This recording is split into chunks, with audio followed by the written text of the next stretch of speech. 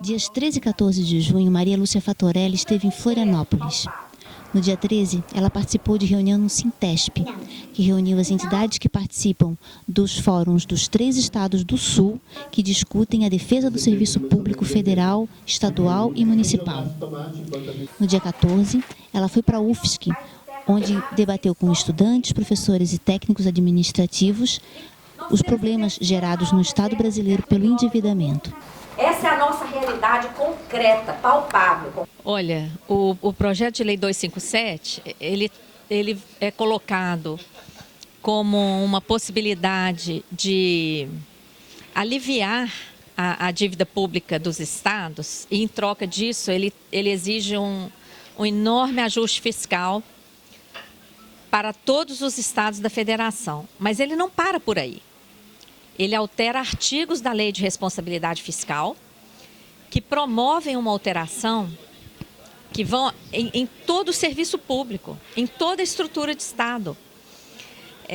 À medida que ele coloca lá um limite para os gastos primários, a cada 4 anos no PPA, ele afeta todas as esferas do serviço público, não só os estados, mas também o serviço público federal, estadual e municipal.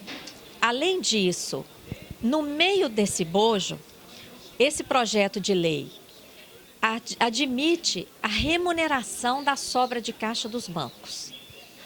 Veja bem, o mesmo projeto que corta direitos dos servidores em todos os níveis, amarra, engessa o Estado, garante remuneração de toda a sobra de caixa dos bancos.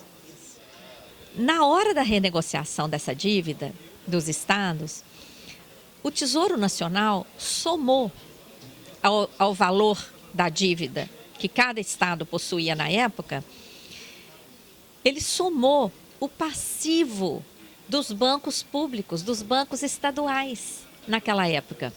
A maioria dos bancos estaduais foi privatizada. Quem comprou, o Itaú, o Unibanco, o Bradesco, na época, recebeu todos os edifícios, todas as máquinas, equipamentos, imóveis novinhos, todo o dinheiro em caixa, todo o crédito a receber, mas o passivo desses bancos foi somado à dívida dos estados, refinanciada, de uma forma super onerosa, com juros calculados com base no IGPDI, mais 6 a 9% ao ano. É uma coisa totalmente insustentável, de tal forma que os estados já pagaram mais de 2 vezes, quase 3 vezes o valor refinanciado e ainda devem outras tantas. Essa renegociação ela foi feita a partir da Lei 9496 em 97. E desde o início, essa renegociação já nasceu com fortes indícios de ilegalidades. Um deles é esse índice que você mencionou, a utilização do IGPDI. Mas não é só isso. O mesmo mecanismo que nós estamos detectando neste momento nos estados e municípios com a criação de empresas, sociedades anônimas, atreladas aos governos estaduais e municipais. Essas empresas, essas SAs, emitem papéis, emitem debêntures, que são obrigações, com a responsabilidade, com a garantia do setor público, e depois tudo isso aí é admitido como dívida e é privatizado. Enfim, esse esquema que quebra o Estado foi implantado na Europa, com uma SA implantada em Luxemburgo, emitindo papéis com a garantia dos países membros, tem uma grande responsabilidade no aprofundamento da crise na Europa. Por intervenção do FMI aí também, nós pagamos, além dos juros, que no caso dos títulos brasileiros já são os juros maiores do mundo, nós ainda pagamos variação monetária, em média, para esses detentores estrangeiros, que são, inclusive, isentos de imposto de renda. Então, os aplicadores estrangeiros usufruem, na dívida interna, dos maiores juros do mundo, da média da variação cambial e ainda por cima não pagam impostos. Agora, tudo isso decorre de legislação aprovada aqui no Brasil. Os estrangeiros, para ele, nessa área financeira, não há fronteira. Eles compram os papéis que têm maior rendimento. Para nós, estando em mãos estrangeiras ou nacionais, estão em mãos de especuladores. Agora, o erro maior é de quem emite os títulos, é de quem oferece esses juros abusivos. Porque aí ofereceu o mercado compra. Esse é o grande abuso. Não é? Então, nós temos que modificar isso, porque essa benesse toda entregue a especuladores está fazendo falta nos serviços de saúde, está fazendo falta no serviço de educação, na segurança, no transporte, etc., para os brasileiros e brasileiras. O FMI nunca deixou de dominar e de comandar a política monetária dos nossos países. Nós já localizamos aqui no Brasil, inclusive, um documento de acompanhamento da implementação dessas políticas. E nesse documento está tudo lá. Essa política monetária baseada em metas de inflação que não controlam a inflação. Mesmo quando pagamos ao FMI, na época o ministro Palocci publicou uma carta garantindo que continuaríamos atrelados ao fundo. Nunca ficamos livres do fundo e toda essa política monetária brasileira está de acordo com os mandamentos que ele coloca para o Brasil, infelizmente. Como se aqui não tivesse ninguém para pensar diferente. Comigo estão Aline e Hilda, estudantes de Serviço Social, mestrado aqui na UFSC, e também na organização do evento que trouxe a Maria Lúcia Fatorelli para discutir a dívida pública. Aline, por que é importante trazer esse tema para discutir com a comunidade universitária? Acho que, primeiramente, é importante a gente saber que se mais de 50% do PIB do nosso país é gasto com o pagamento dos juros e amortização da dívida pública, é legal o debate para a gente entender o que é essa dívida e como ela está posta e qual a opinião de uma pessoa tão renomada no tema, né, sobre quais são as condições que essa dívida está colocada, né, e como que ela afeta diretamente as nossas vidas e principalmente as políticas sociais. Isso tem rebatimentos nos nossos direitos sociais também. Hilda, você acredita que os estudantes estão bem informados sobre esse tema? Acredito que não, né? Nem os estudantes, nem os cidadãos. Porque tudo que é público parece que é de ninguém. Então, o dinheiro que a gente está investindo nos impostos e tudo mais, ele acaba indo para ninguém. E ele é nosso, então a gente precisa ter transparência com aquilo que é nosso e a gente precisa cuidar daquilo que é nosso. Porque tem pessoas na fábrica que não estão fazendo xixi ou estão sendo controladas para fazer xixi, que estão pagando o a gente estar aqui, ou ela estar ali na palestra, ou você estar aqui. E a gente precisa cuidar dessas pessoas e elas mesmas precisam saber e cuidar de si, que é um direito nosso, porque é nosso dinheiro e não é dinheiro de ninguém, é nosso. Então, a gente precisa ter transparência sobre isso.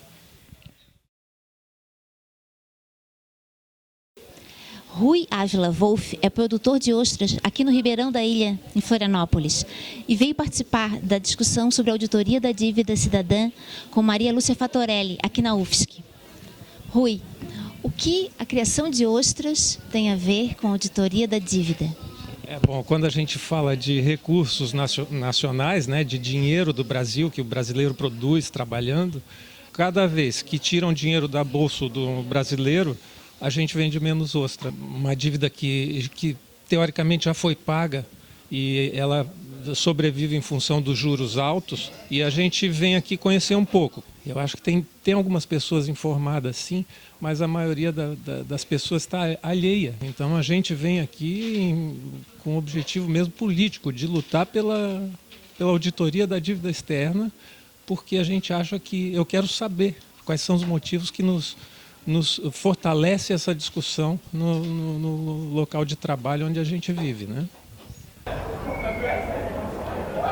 Com muitas palestras, com a participação da auditoria da dívida pública em países estrangeiros e com a comprovação de que existe um estrangulamento dos investimentos no país, Maria Lúcia Fatorelli comprova, com farta documentação, de que agora são os estados que se tornam um alvo no esquema da auditoria da dívida pública brasileira. O tema do superendividamento do Estado brasileiro é um daqueles temas que condensa a tragédia nacional. E ele começou em 1994 com o Plano Real. O motivo pela qual se controlou a inflação, um dos pontos fundamentais, foi esse superendividamento estatal e a criação dessa dívida que constituiu uma república rentista. Uma auditoria da dívida que está prevista desde a Constituição de 1988. Por que ela não acontece? O que falta para ela acontecer? Ela não é feita não porque não tem amparo constitucional, ao contrário, está previsto na Constituição. Ela foi desconsiderada por Fernando Henrique Cardoso, por Lula, e inclusive a presidente Dilma vetou essa matéria. Por quê? Porque ela é um assunto de poder. E é o poder da classe dominante contra as classes populares. E uma tarefa central da política brasileira hoje, para além de questiúnculas e dessa digestão moral da pobreza que nós estamos sofrendo com os chamados programas sociais, é tocar naquilo que é central, tocar naquilo que decide a ordem da República, que decide a sorte das classes populares, define a sorte do Estado e do futuro do país, que é exterminar o tema da dívida. Os estudos da Auditoria Pública da Dívida desmascaram acordos firmados com o Banco Mundial, FMI e BID, a legislação sendo adulterada de forma ilegítima pelo Congresso Nacional e Senado, com o aval do Judiciário, estabeleceram no Brasil um verdadeiro esquema da dívida, onde a população arca com o ônus do endividamento nas 3 esferas do Executivo. Auditar a dívida é a solução? É o caminho que a gente vai ter que realmente centralizar, porque ficam muitas dúvidas em relação à crise econômica no país, né? Como de praxe, os governos procuram tirar da população onde ela mais precisa, né? Que é saúde, educação e segurança, que é o tripé da sociedade brasileira. Por isso hoje a gente está aqui reunido com Maria Lúcia Fatorelli, para aprender um pouco mais de como essas contas elas interferem drasticamente na vida da população brasileira quando são mal administradas. O movimento sindical está conseguindo levar essas informações para os trabalhadores, Nereu? Sim, a gente tem feito visitas nos locais de trabalho, tem feito a consciência das nossas bases, assim, acredito que outras entidades também, porque a gente também precisa passar para eles, porque a gente é envolvido nesse processo, né? E mais do que ninguém, nós sofremos o sucateamento, a gente sofre em ver a população precisar e não ter o acesso devido a esse tipo de impasse colocado pelo próprio governo, justificando uma dívida ao qual ele destina valores absurdos para o pagamento dela, e uma dívida que possivelmente já foi paga, e aí nós, como trabalhadores e a população, temos que pagar, sendo que já pagamos essa dívida, né?